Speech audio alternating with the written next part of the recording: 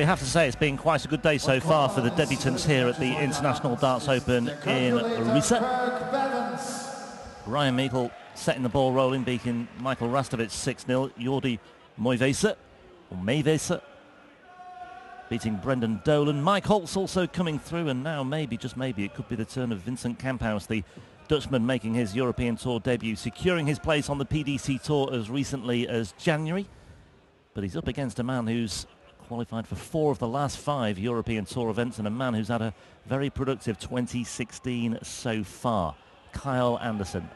Paul Nicholson alongside me for this one, and the first talking point, Paul, is the sheer size of this man, Vincent Kamphuis. Yeah, he is the big show of darts. I mean, he is a big lump. We're having a practice. I'll tell him you said that, Paul. I say it in a nice way.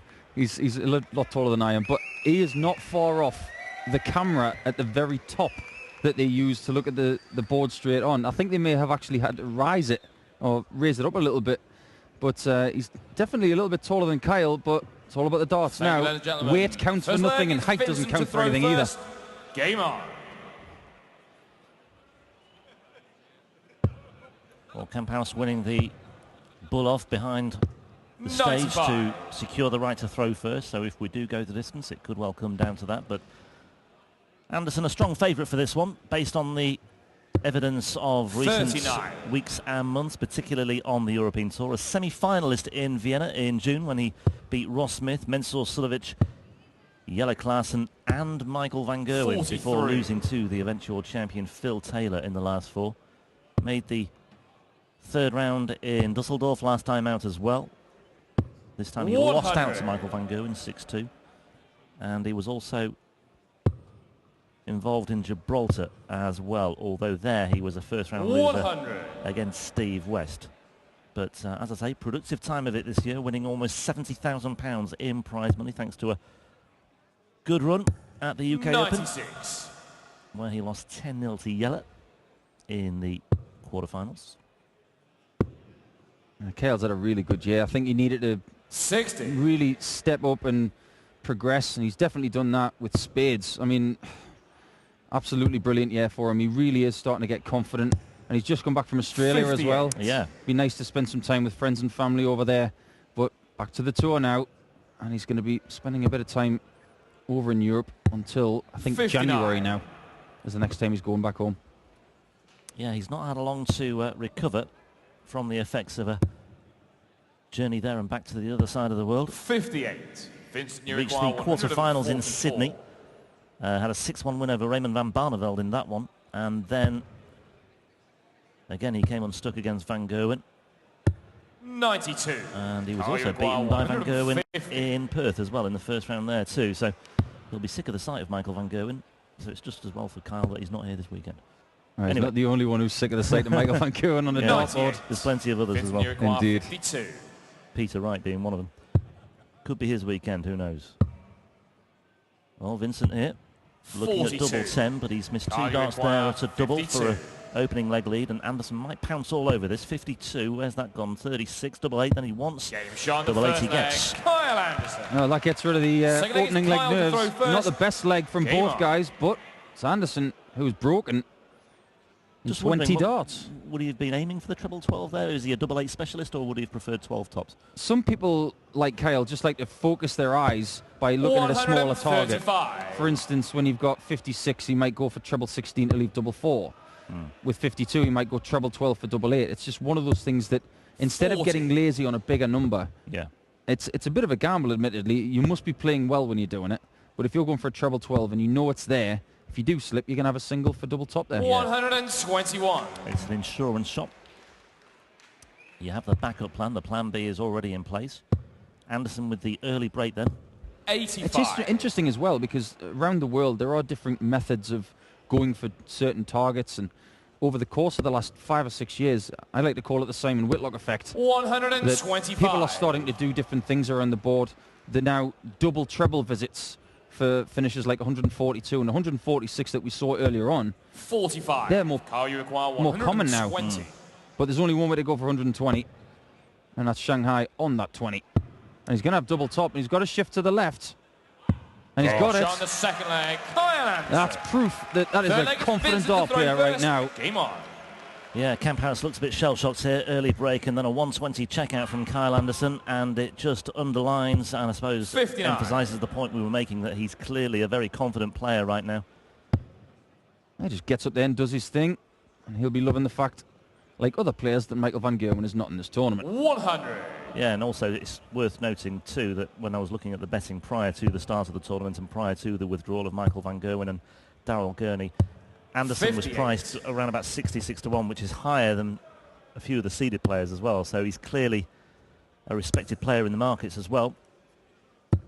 134. I think it's more to do with the fact that he's got experience at the moment with playing big players. Over the course of August, there would have been a lot of the seeded guys who took a break, and coming back into this tournament, they may be slightly cold, whereas Kyle has been playing big-time darts over the last couple of weekends, and you can take the jet lag out of it, really, because he's used to it.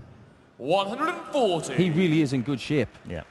Well, I mentioned he'd qualified for 4 of the last 5 in Europe, including this one. He's also made it to Mulheim next weekend. The qualifiers were done and dusted some time ago for that. And we'll also see him in October in the German Darts Championship 2 in the city of Hildesheim as well. Didn't make it to Sindelfingen, though, so he won't be 55. Involved in the European Grand Prix in a couple of weeks' time. And again, he's another player who didn't make it to Riesa last year either, so this is a new venue for 100. Kamphuis 72. It'll be interesting to see where he goes here. It's looking like treble 16. Stay there. Tops for a 3-0 lead. Ooh, 52. Just under the wire. 84. And Kamphuis has a chance to hold here and get his first leg on the board. He really could do with this as well. Bullseye. Well, he didn't hang about. 59. He's got a rhythm with the first 2 darts, but he didn't think about the third one. Double 10, double 5 now for Anderson. It's open, but he's going to try and bound it off that one. 10 score. Not to be. Nervy times for both players. Can Kamphuis get off the mark? What's his route of 25? Is it going to be the conventional 9? No, it's 5 for double 10. Huh. 20. Well. Kamphuis 10.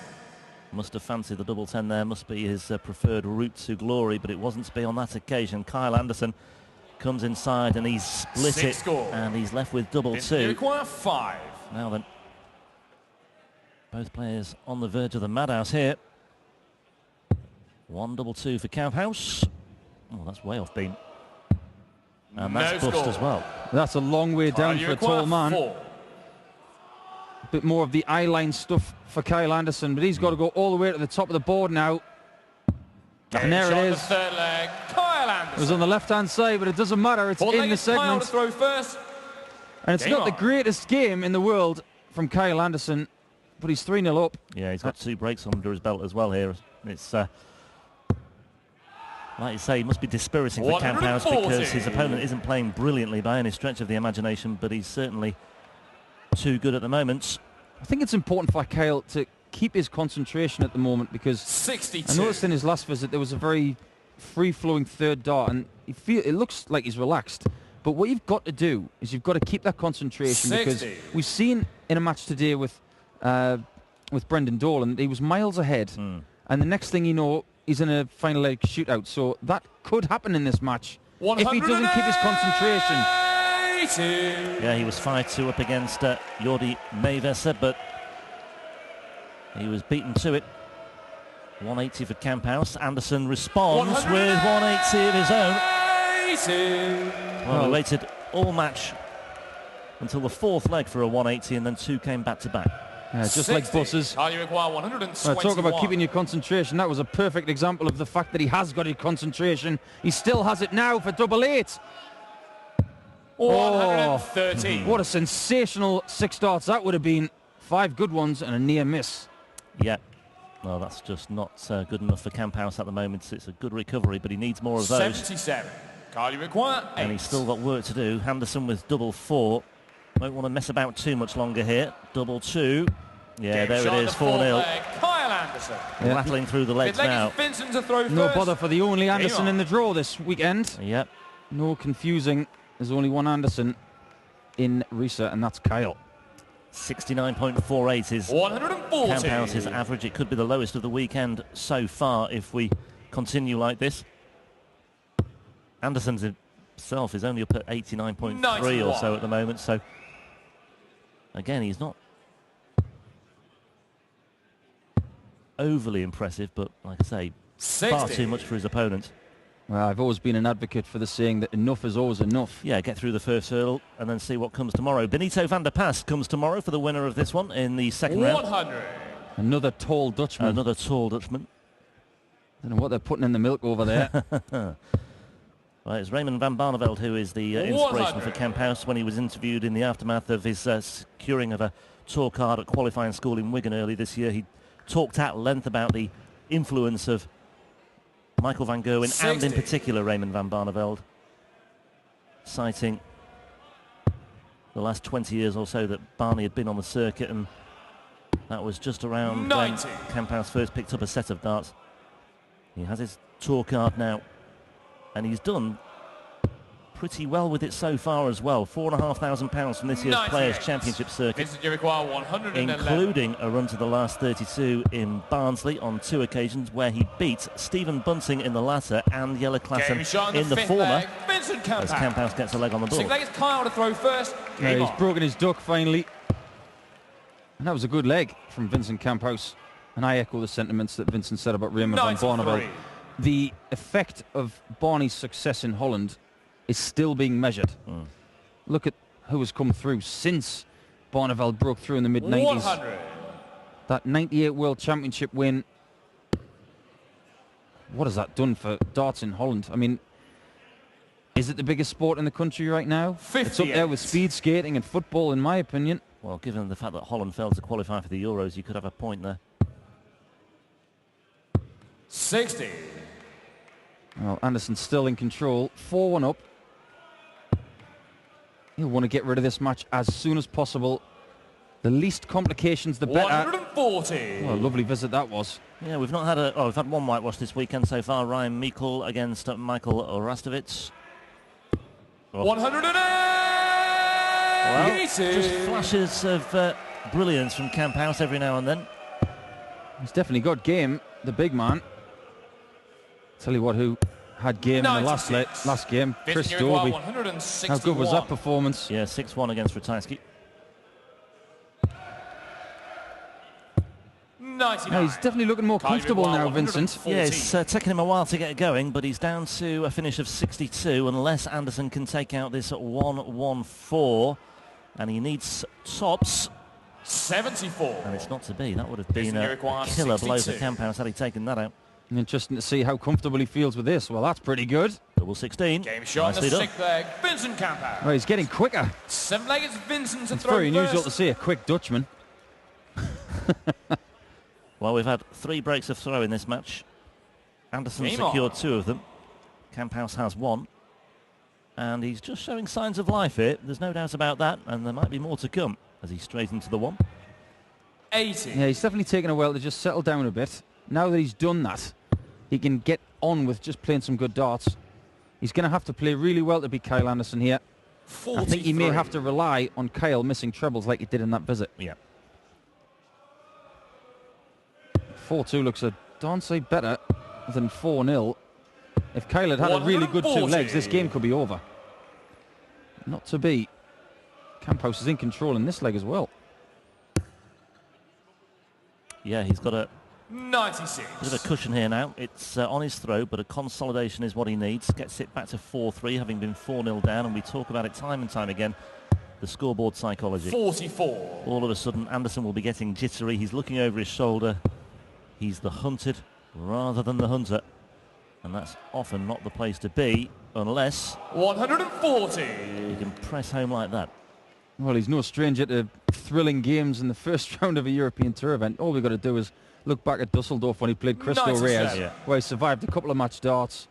What a game of darts that was. And Kyle came out the victor that time. I'll tell you what, he doesn't want a 6-5 here. He wants to get a treble here, give himself an opportunity to come back next time out and get rid of this leg. 55. Yeah, because he has to assume, and he's down to a finish, it's a big one. He has to assume and hope that Kamphuis will slip up here. But is he going to set it up? 60. Well, not to be, but 167. bit of magic, and Anderson. Oh, boy. Brilliant. Treble 19. There it is. The big one. Would you believe it? K.Anderson. Kyle Anderson with a checkout of 167. We've seen some pretty spectacular finishes this weekend already. Ryan Meikle with that 151.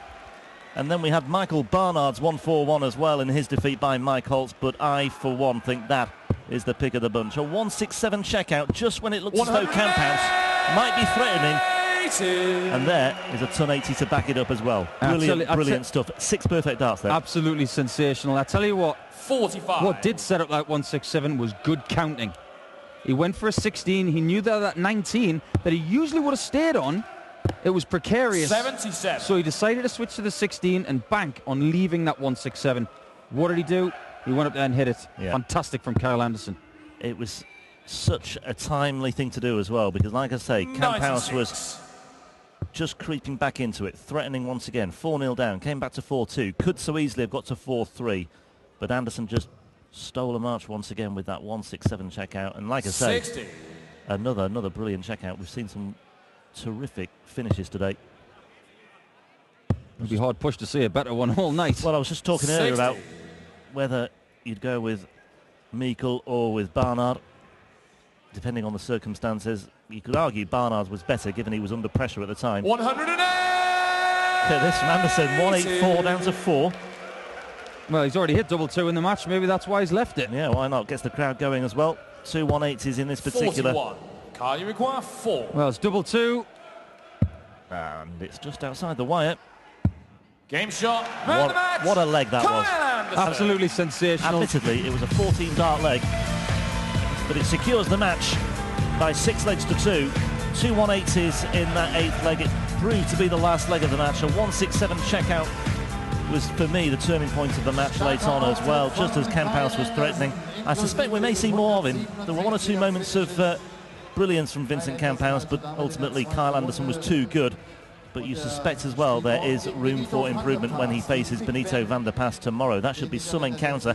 Anderson won't care about that. He will look forward to tomorrow. He'll go home, back to the hotel, put his feet up, have a rest, get on the practice board and get ready for tomorrow. We'll now get ready for Dragutin Horvat against Ricky Evans. Yeah, no, a couple of darts fell out before that 167 went in, so I was angered, and when the couple of darts went in, the bullseye went in, I felt all right.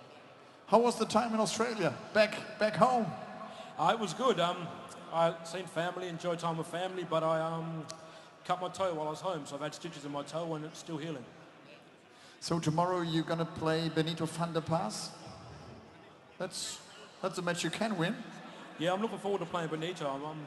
I'm not playing that good, but I'm playing okay. You know, Benito's playing well, but every time I play Benito, it's a different game, and hopefully I can come through in the end. Looking to that. Thank you very much. Kyle Anderson.